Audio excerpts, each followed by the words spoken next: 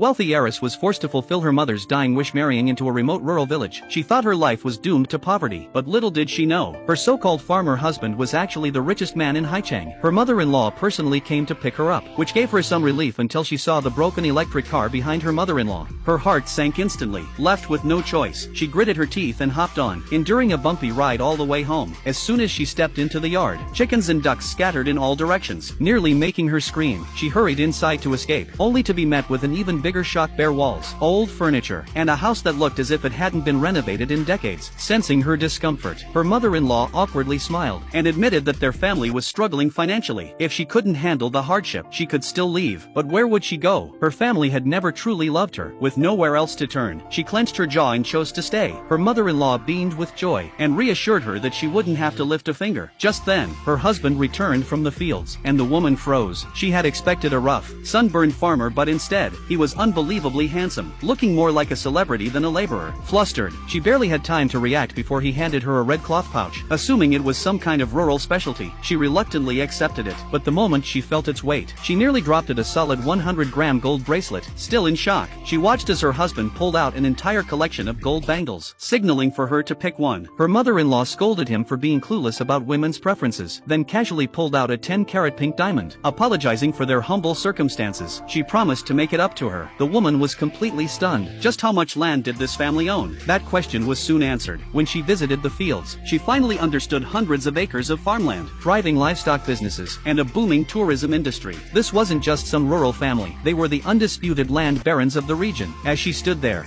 still reeling, her husband casually handed her a bank card, calling it her pocket money. Curious, she checked the balance and her legs nearly gave out. Over $1 billion. Seeing her speechless, her mother-in-law assumed it wasn't enough, and immediately told her son to transfer all their family assets into her name. Meanwhile, her younger sister, who had married into a prestigious family, was suffering. Her mother-in-law handed her a scalding cup of tea, and demanded she serve it as a sign of respect. When she hesitated, the older woman simply waited, watching as her hands turned red from the heat. Furious, the sister threw the cup to the ground, believing she would dominate her new household. But she had no idea the Gu family was drowning in debt. The only reason they had married her was for her dowry. The moment their financial problems were solved, she would be discarded. The next day, her mother-in-law announced they would return to the family's ancestral village for a memorial service. Expecting a luxurious private cemetery, she was horrified when they arrived at a rundown rural town. Disgusted, she was about to complain when she spotted two farmers working in the fields. Taking out 200 yuan, she waved them over, assuming they were laborers who could help carry her luggage.